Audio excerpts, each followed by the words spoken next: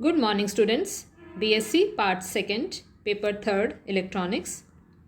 In previous video, we have discussed half wave rectifier and today we will continue with the same. पिछले video में हमने अर्ध तरंग दृष्टकारी के बारे में पढ़ा था. आज हम उसी को कंटिन्यू करेंगे. Half wave rectifier. Half wave rectifier के लिए सबसे पहले एक ट्रांसफार्मर लिया जाता है और उसके प्राइमरी कॉइल में हम VI इनपुट देते हैं और VI होता है EP साइन ओमेगा t और ट्रांसफार्मर की सेकेंडरी कॉइल में हमें जो वोल्टेज मिलता है वो होता है VS, जिसका मान होता है NEP साइन ओमेगा t. यहाँ पर N सेकेंडरी कॉइल और प्राइमरी कॉइल के टर्न्स का रेशियो होता है. NEP को हम EM लिख देते हैं तो VS हो जाता है EM sign omega t. Secondary coil में हमें जो वोल्टेज VS मिलता है ये भी AC वोल्टेज होता है. इस AC वोल्टेज को रेक्टिफाई करने के लिए हम डायोड D लगाते हैं और उसके बाद हम लोड रेजिस्टेंस RL कनेक्ट करते हैं जिसके दोनों सिरों के बीच में हम आउटपुट वोल्टेज लेते हैं. हाफ वेव रेक्टिफायर में AC की सिर्फ पॉजिटिव हाफ साइकिल काम में आती है, इसलिए इसको हाफ वेव रेक्टिफायर कहा जाता है. इस सर्किट में सिर्फ एक हाफ साइकिल में ही करंट फ्लो होता है. ये हम यहाँ पर देख सकते हैं. VI, VS और VO को डायग्राम में दिखाया गया.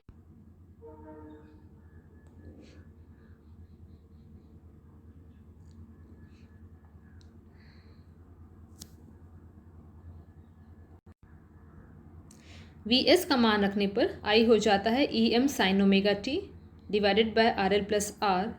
EM upon RL plus R को अगर हम IM लिख देते हैं तो I हो जाता है IM साइन ओमेगा t. ये पॉजिटिव हाफ साइकिल के लिए है, अर्थात टाइम 0 से लेकर T/2 के लिए है और T/2 से T के लिए करंट 0 होता है क्योंकि नेगेटिव हाफ साइकिल के लिए हमें परिपथ में कोई भी धारा नहीं मिलती. हाफ वेव रेक्टिफायर के लिए हमने पिछले वीडियो में IDC और IRMS निकाला था. IDC का मान आया था IM/π और IRMS का मान आया था IM/2. इसके बाद हमने दृष्टकारी की एफिशिएंसी निकाली थी. एफिशिएंसी अर्थात दक्षता वो आई थी 40.6 अपॉन 1 प्लस R/RL%. और इस तरह हमने देखा था कि एक अर्ध तरंग दृष्टकारी की अधिकतम दक्षता 40.6% होती है. अब हम इसके आगे कंटिन्यू करेंगे और सबसे पहले हम निकालेंगे रिपल फैक्टर. रिपल फैक्टर को उर्मिका गुणांक भी कहा जाता है. The pulsations in the output current और voltage are called ripples. The ratio of effective value of ripple in output current or voltage to the direct component is called ripple factor.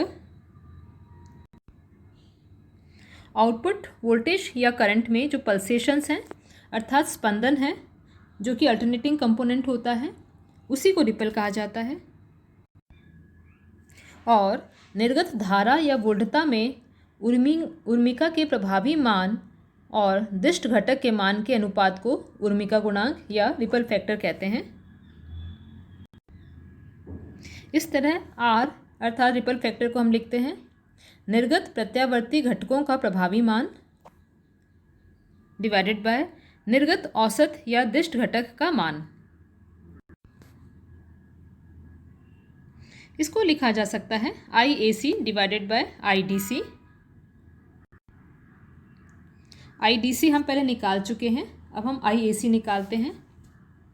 Load में जो total power है वो है power of DC component plus power of AC component, क्योंकि load में जो भी धारा प्रवाहित हो रही है उसमें अभी DC कंपोनेंट भी है और IC कंपोनेंट भी है.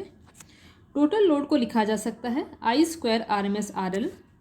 This is equal to I² DC RL plus I² AC RL. इस तरह I² RMS हो गया I² DC plus I² AC. IAC हो जाएगा √I² RMS minus I² DC. R हो गया I A C divided by I D C. I A C का मान यहाँ रखने पर I R M S square minus I D C square divided by I D C square under root. इसे लिख सकते हैं under root of I R M S square divided by I D C square minus 1। ये equation 12 है। I D सी और आई R M S का मान हम पहले निकाल चुके हैं। उनके मान यहाँ सब्स्टिट्यूट करने पर हम लिखेंगे R is equal to I M square by 4 multiplied by pi square by I M square minus 1 under root. ये हो जाएगा pi square by 4 minus 1 to the power 1/2। Under root को हटाकर हमने उसकी जगह पावर 1/2 लिखा है। इसे कैलकुलेट करते हैं तो इसका मान आता है 1.21। परसेंटेज में लिखने पर हम लिख सकते हैं 121%। इसका अर्थ हुआ कि रिपल फैक्टर होता है 121%। इसका यह अर्थ होता है कि हाफ वेव रेक्टिफायर में रिपल फैक्टर जो कि आउटपुट टीसी में जो एसी कंपोनेंट है उसका हमें प्रोपोर्शन बताता है। तो इस हिसाब से हाफ वेव रेक्टिफायर में आउटपुट में एसी कंपोनेंट का मान डीसी कंपोनेंट से बहुत ज़्यादा होता है और इसलिए हम आर को लिखते हैं 121%। Voltage regulation. अब हमें वोल्टेज रेगुलेशन को समझना है और निकालना है। हाफ वेव रेक्टिफायर के सर्किट में हमने देखा था कि लोड रेजिस्टेंस आरएल के दोनों सिरों के बीच में हम आउटपुट वोल्टता लेते हैं। इसलिए ई डी सी जो कि आउटपुट वोल्टेज है वो है I D C R L. ये आउटपुट वोल्टेज आर एल और आई डी सी के साथ चेंज होता रहता है। This variation of output voltage due to load current is measured by voltage regulation. Load धारा से निर्गत वोल्टता में परिवर्तन का मापन हम वोल्टता नियमन से करते हैं और वोल्टेज रेगुलेशन वी आर को हम लिखते हैं V no load minus V full load divided by V full load into 100%। V no load को वी एन एल लिखा है, अर्थात परिपथ से जब हम लोड को हटा देते हैं, जब R L equal to infinity होता है उस वक्त दोनों सिरों के बीच में जो वोल्टता है वो वी एन एल के बराबर है और लोड लगाने पर जो वोल्टता आती है वो वी एफ एल अर्थात वी फुल लोड है।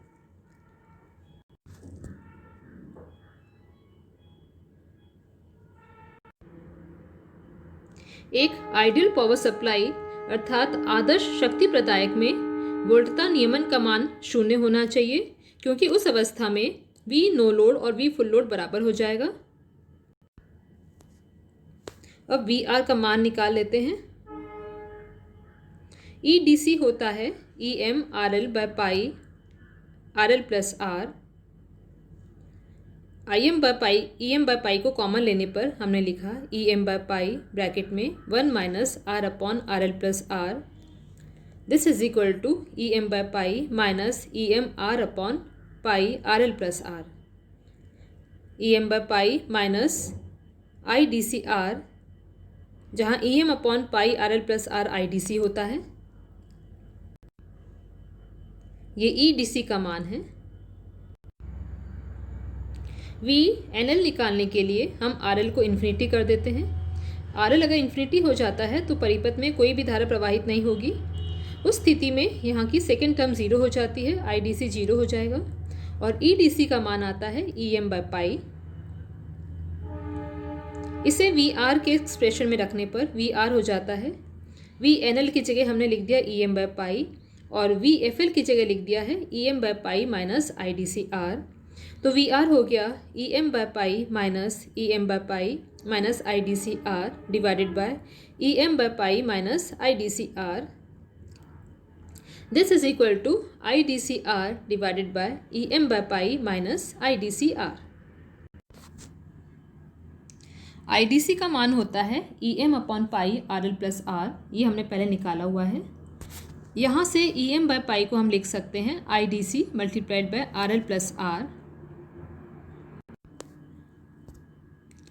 ई एम बाय पाई के इस मान को ऊपर वी आर के एक्सप्रेशन में रखने पर वी आर हो गया I D C R divided by I D C R L plus R minus I D C R. This is equal to I D C R upon I D C R L is equal to R upon R L. ये equation 16 है. यहाँ से ये clear है कि voltage regulation R और R L पर depend करता है. आर जितना कम होगा उतना ही वोल्टेज रेगुलेशन बेटर होगा और आर एल जितना ज़्यादा होगा उतना ही वोल्टेज रेगुलेशन बेटर होगा. Now peak inverse voltage.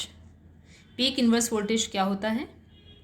The maximum voltage that a diode can withstand in the reverse biased state is called peak inverse voltage. Peak inverse voltage वह अधिकतम वोल्टता है जो डायोड पर विद्युत चालन न होने की अवस्था में उपस्थित होती है. इसे प्रतीप शिखर वोल्टता भी कहते हैं और PIV भी लिखते हैं. हाफ वेव रेक्टिफायर के लिए PIV EM होता है. हाफ वेव रेक्टिफायर के सर्किट डायग्राम से हम देख सकते हैं कि सेकेंडरी कॉइल के दोनों सिरों के बीच में जो वोल्टता है वो EM होती है और डायोड के रिवर्स बायस स्टेट में यही वोल्टता डायोड के दोनों सिरों के बीच में होती है. इसलिए हाफ वेव रेक्टिफायर के लिए PIV EM के बराबर होता है. Frequency components of output voltage और करंट. हाफ वेव रेक्टिफायर में रेक्टिफिकेशन के बाद हमें जो आउटपुट वोल्टता या करंट मिलते हैं उसमें DC के साथ साथ AC कंपोनेंट्स भी होते हैं. फूरियर एनालिसिस की मदद से हम आउटपुट वोल्टेज या करंट में फ्रीक्वेंसी कंपोनेंट्स निकाल सकते हैं. So according to Fourier's theorem I is equal to A0 plus summation over n AN cos n omega t plus summation over n BN sin n omega t. A0 है 1/t integral 0 to t I dt. AN का मान है 2/t integral 0 to t I cos n omega t dt और BN का मान है 2/t integral 0 to t I sin n omega t dt.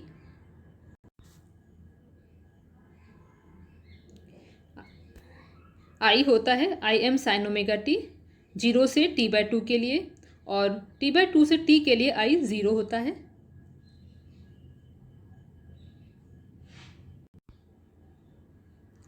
I0 के इस मान को A0, AN और BN के एक्सप्रेशन में रखने पर और इंटीग्रेट करने पर इन कांस्टेंट्स के मान आते हैं.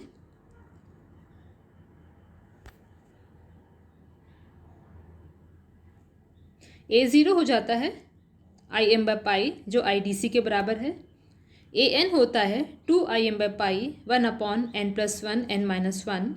ये सिर्फ n जब इवन है उसके लिए है और n जब ऑड होता है तो AN का मान 0 हो जाता है. BN is equal to Im/2 है n इज इक्वल टू 1 के लिए और 0 है n is not equal to 1 के लिए. A0, AN और BN के इन मान को इक्वेशन 18 में रखने पर जो I का मान आता है वो ये है. BN का हमें सिर्फ एक ही मान प्राप्त हुआ है Im/2 जो कि n इज इक्वल टू 1 के लिए है. इसका ये अर्थ हुआ कि हमें साइन की सिर्फ एक ही टर्म मिलती है और I हो जाता है Im/2 plus Im/2 sine omega t minus 2Im/3 pi cos 2 omega t minus 2Im/15 pi cos 4 omega t and so on. Im common लेने पर I को लिख सकते हैं Im 1/पाई plus 1/2 sine omega t minus 2/3 pi cos 2 omega t minus 2/15 pi cos 4 omega t and so on. इसमें जो first term है वो DC की टर्म है. सेकेंड जो टर्म है साइन की टर्म उसकी फ्रीक्वेंसी वही है जो इनपुट AC की फ्रीक्वेंसी थी और इसका मैग्नीट्यूड हाफ हो गया है. और उसके बाद जो भी टर्म्स हैं वो सारी कॉस की टर्म्स हैं और हायर फ्रीक्वेंसीज की हैं 2 omega 4 omega and so on. उन सभी का एम्पलीट्यूड धीरे धीरे कम होता चला जाता है. इस तरह हम यहाँ देख सकते हैं कि I के एक्सप्रेशन में जो सेकेंड हार्मोनिक और फोर्थ हार्मोनिक हैं उनके एम्पलीट्यूड्स बहुत कम हैं, और हम हायर हार्मोनिक्स पे जाएंगे तो उनके एम्पलीट्यूड और कम होते चले जाएंगे।